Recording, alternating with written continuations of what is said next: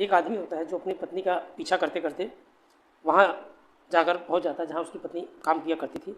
और जैसे ही पति ने जो है उसमें प्रवेश करता है, एक कपड़े की दुकान होती है और उसकी पत्नी घबरा जाती है और सोचने लगती है कि आखिरकार यहाँ क्या कर रहे हैं, क्योंकि यह जैसे ही अचानक उसके सामने आता है। इसी बीच पूछती है कि तुम यहाँ क्या कर रहे हो।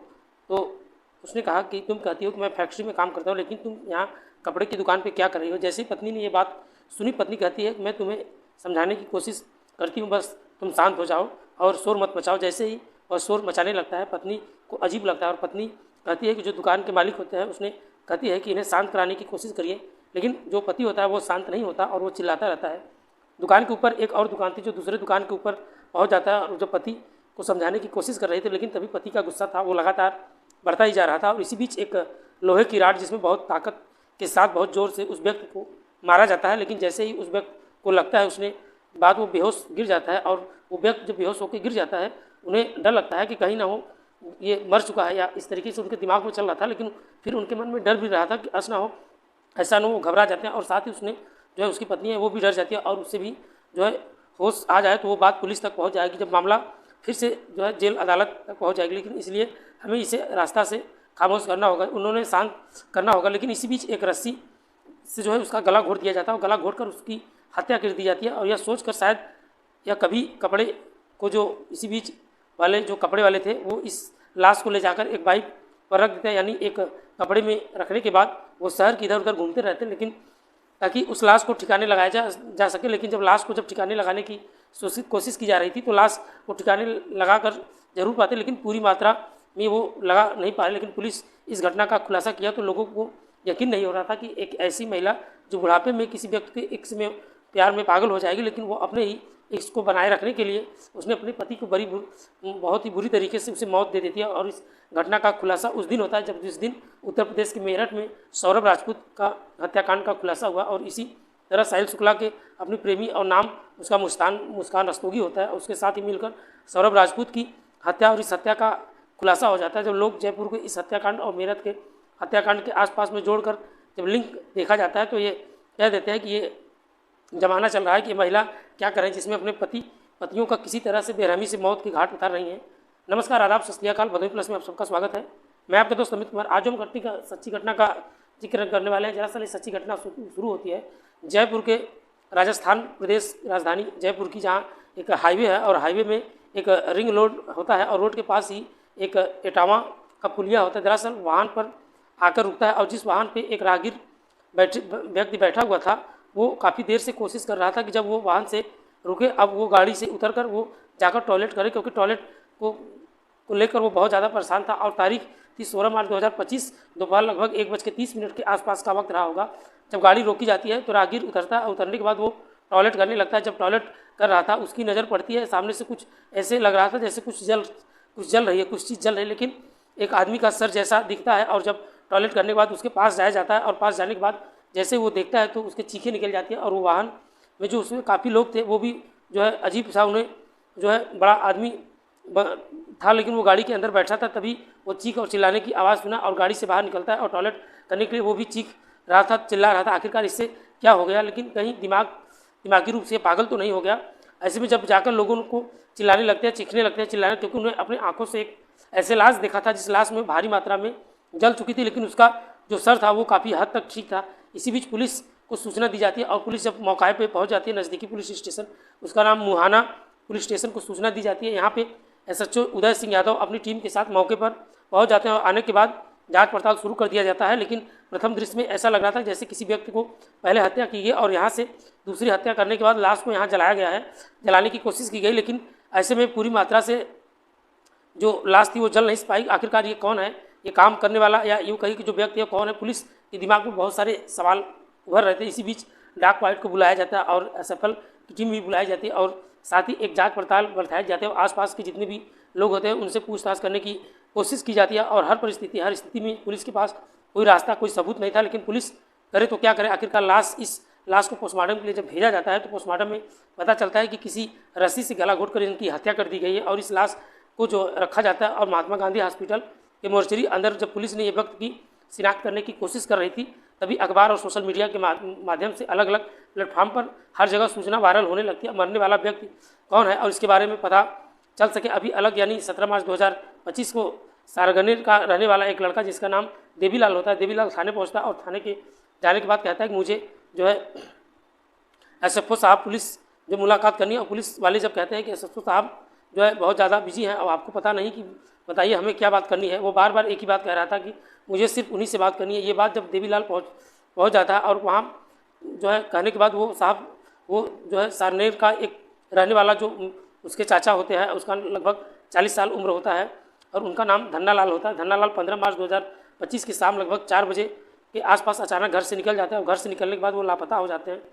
ऐसे ही जगह जहाँ हमने चाचा को तलाशा ना हो लेकिन चाचा कहीं नहीं मिल पा रहे थे, उनका फ़ोन भी जो है बंद आ रहा था, फ़ोन स्विच ऑफ आ रहा था। साहब हमारी मदद कीजिए। ये SHO साहब की सोच रहे थे कि आखिरकार क्या पहले ही ये लाश मिली हुई, इसके ऊपर एक व्यक्ति आया और तभी एक सिपाही आता है, कहता है साहब ये साहब ऐसा लग रहा है कि जैसे अगर कोई दिक्कत ना हो तो फ़ोटो हमारे पास जो है कलेक्ट है और एक फ़ोटो दिखा कर इसे शिनाख्त करने की। चाचा जैसे ही यहाँ SHO के दिमाग में बात आती है, उदय सिंह यादव कहते हैं कि हमें कुछ जो फोटोग्राफ्स आप देख कर बताए तुम्हें चाचा यही कहीं तो नहीं है।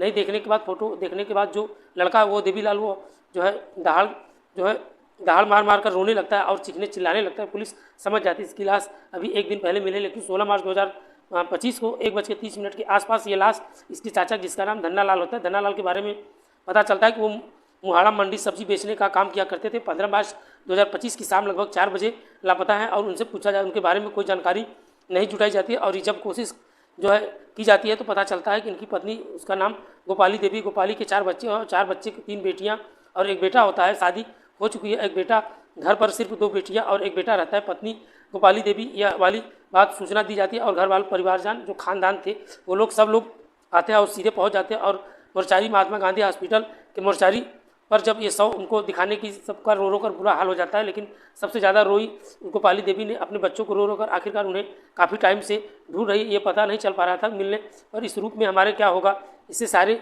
रहेंगे कुछ किसके सहारे रहेंगे, इस तरीके से रो रही थी, चिल्ला रही थी।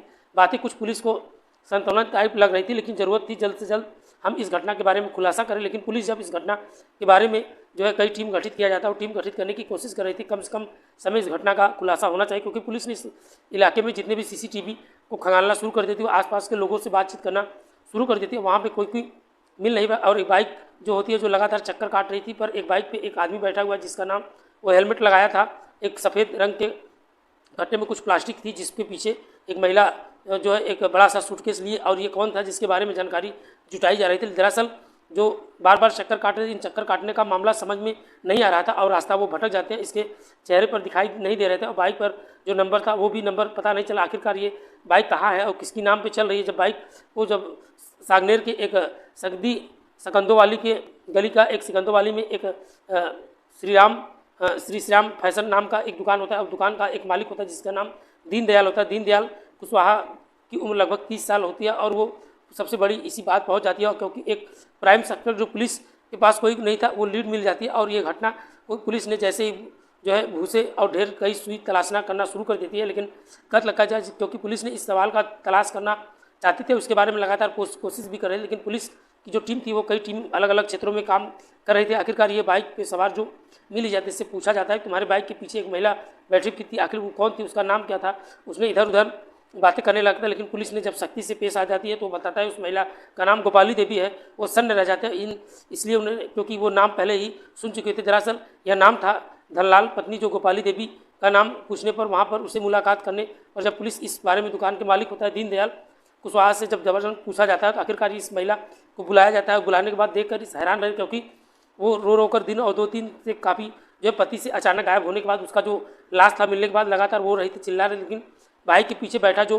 आखिरकार वाली बात आ जाती है, जिक्र आ जाती है और जिस पति का जो उसका पति गया था उस बाइक पर जाती है और वो कहती है कि साहब मैं यहाँ पे दुकान काम किया करती थी और काम करती। जब इस तरह से सवाल पुलिस ने काम शुरू किया तो पुलिस ने टेढ़े मेढ़े सवाल और टेढ़े मेढ़े सवाल को सीधे आंसर नहीं दे पा रही थी, लेकिन पुलिस ने जब अपने शक्ति से पूछताछ करना शुरू कर देती है तो साहब ये कहना शुरू कर देती है वो तोतों की तरह बकना शुरू कर, क्योंकि 5 साल पहले इसी जो है इसकी मुलाकात होती है जिस व्यक्ति का नाम दीनदयाल कुशवाहा होता है और दीनदयाल कुशवाहा कि प्यार में दोनों एक दूसरे के नज़दीक आ जाते हैं। और ऐसे रहने कभी कभार जैसे वो पति पत्नी की तरह मौका मिल जाए तो वो कहीं मेरी दुकान पे क्यों ना काम कर ले, या उनकी जो श्री राम फैशन का नाम काम के नीचे दुकान है वहाँ पे मकान जैसी स्थित होती है, वहाँ पे वो कहीं नहीं जो है रोकने वाला था और कोई टोकने वाला नहीं था। जब भी जहाँ भी साथ ही वो अपनी बिता रही थी और उसके साथ संबंध भी बना रही थी। धन्नालाल उसको शक होने लगता था। उसकी पत्नी बहुत ज़्यादा खुश रहा करती और रोज़ रोज़ तैयार होकर कहीं जाया करती थी। उससे पूछा जाता था, वो फैक्ट्री में काम कर रही थी। देर से धीरे धीरे वक्त गुजरने लगता और झगड़े होने लगते हैं। बार बार अपनी पत्नी से पूछता था कि जो आपने इतना नहीं छोड़ा, और वो भी जो निश्चित टाइम पर होता था और दुकान खुलने से ग्राहक का जो अपना एक काम हुआ करता था। एक बार फिर पत्नी ने उसे जो है पूछने पर लगती है, लेकिन 15 मार्च 2025 के लगभग शाम 4 बजे आखिरकार वो दुकान पर पहुंच जाता है। और जिस दुकान पर अंदर पहुंचता है, अंदर का जो है प्रवेश करता है, वहाँ पत्नी उसकी घबरा जाती है, डर जाती है। वहाँ आकर वो गुस्से में जो है भरनाना शुरू कर देता है। इस गुस्सा करते ही उसने फैक्ट्री में काम कर रही थी और कपड़े का दुकान क्या कर रही हो, इस तरीके से इन दूसरों में झगड़ा होता है। लेकिन जो दुकान के ऊपर होता है वहाँ पर जाने के बाद वो समझाने की कोशिश कर रहे थे वो शांत हो जाए, लेकिन वो शांत नहीं हो रहा था। और लगातार जो है इस तरीके से एक लोहे की रॉड से पूरी ताकत लगाकर धन्नालाल के सर पे मारा जाता है। और जैसे उनकी जो है रोड जो सर पे लगती है, फर्श पे गिर जाते हैं और फर्श पे गिरने के बाद वो तड़पने लगते हैं। इसी बीच जो है मौका मिलता है और दोनों जो है फैसला लेते हैं और काम तमाम कर देते हैं। और क्योंकि उनके रहने पर उनकी ज़िंदगी में कभी उनका मिलाप नहीं हो पाता, लेकिन वो भूल रहे थे कि जो बहुत ज़्यादा आखिरकार वो जल्द से जल्द पकड़े जाते, लेकिन इस बात का कोई फिक्र नहीं करे। और उस महिला को इस बात की ज़रा भी फिक्र नहीं हुई और उसने 3 छोटे बेटे और उसकी देख रेख में उनका नाम इस तरह से जो फिक्र करती थी भविष्य के लिए, जेल वो चली जाती है, हो सकता है चले जाए। इस हत्याकांड को अंजाम देते ही ये फैसला लेते हैं क्योंकि न इस लाश को ठिकाने लगा सके और ना ही इसे कहीं दूसरी जगह फेंक सके, लेकिन इस लाश को एक प्लास्टिक के कट्टे में रखा जाता है और रखने के बाद एक के बाद एक पैक किया जाता है। और पैक करने के बाद आगे प्रेमी होता है, दूसरी पीछे जो प्रेमिका होती है उसका पति वो बाइक लेकर निकलते हैं, क्योंकि अभी जो उजाला पूरी तरीके से अंधेरा नहीं हुआ था। और आखिरकार बाइक इधर उधर घुमा रहे थे। करीब 5 किलोमीटर की ये सफ़र जो है घंटों की तरफ तय करते हैं। और ये तय करने के बाद वो जयपुर हाईवे के किनारे एक नेटामा पुलिया होती है, उसी पुलिया के पास ले जाकर एक खाई में जाकर उस शव को रख देते हैं। और उसको ऊपर एक ज्वलनशील पदार्थ यूँ कहिए कि पेट्रोल वगैरह डाल दिया जाता है और भारी मात्रा में डालने के बाद उसे जला दिया जाता है। लेकिन वो लपट में तेज़ ज़्यादा उठने लगती है और उन्हें लगता है कि ऐसा कोई कपड़ा या यूँ कहिए कि जो जल जाए, और वहाँ से वो पूरी तरीके से भाग निकलते हैं। लेकिन शव नहीं जल पाता और चेहरा दिख जाता है साफ़ सुथरा, और एक राहगीर की नज़र उस पर पड़ती है। और आखिरकार उस कातिल को कड़ी मशक्क़त के बाद पुलिस उन सभी को पकड़ लेती है। इस घटना का खुलासा हो जाता है और पता चलता है कि 4 बच्चों की वो माँ है, जिसकी लगभग 40 साल उम्र है, और जो लड़का होता है उसका जो है लगभग उससे 10 साल छोटा होता है। और इस आस्की करने लगता है, उसके साथ एक अवैध संबंध बनाने लगता है। लेकिन पति इस बात का विरोध करता है। इसी बीच को बात को लेकर उन दोनों में झगड़ा होने लगता है। इस घटना का खुलासा उस दिन होता है जिस दिन मेरठ के सौरभ राजपूत के साथ ये हादसा हुआ था। क्योंकि दोस्तों आए दिन जो ये लगातार घटनाएं हो रही हैं, जैसे मेरठ में इतना बड़ा हादसा हो गया, ऐसे में लोग क्या कर रहे हैं हमारे समाज में, इसके बारे में क्योंकि जो महिलाएं हैं इन चीज़ को ज़रा भी सोच नहीं रही हैं। और ऐसे लगातार कई वीडियो मैं आपके साथ शेयर करता आ रहा हूँ। दोस्तों पूरे घटना को सुनाने का उद्देश्य किसी के दिल दिखाना या किसी को परेशान नहीं करना था, बस आपके साथ शेयर करना था। आप अपना सपोर्ट और प्यार ऐसे बनाए रखिए। मिलते हैं नेक्स्ट में, आज कितने, तब तक के लिए बाय बाय, गुड नाइट, जय हिंद दोस्तों।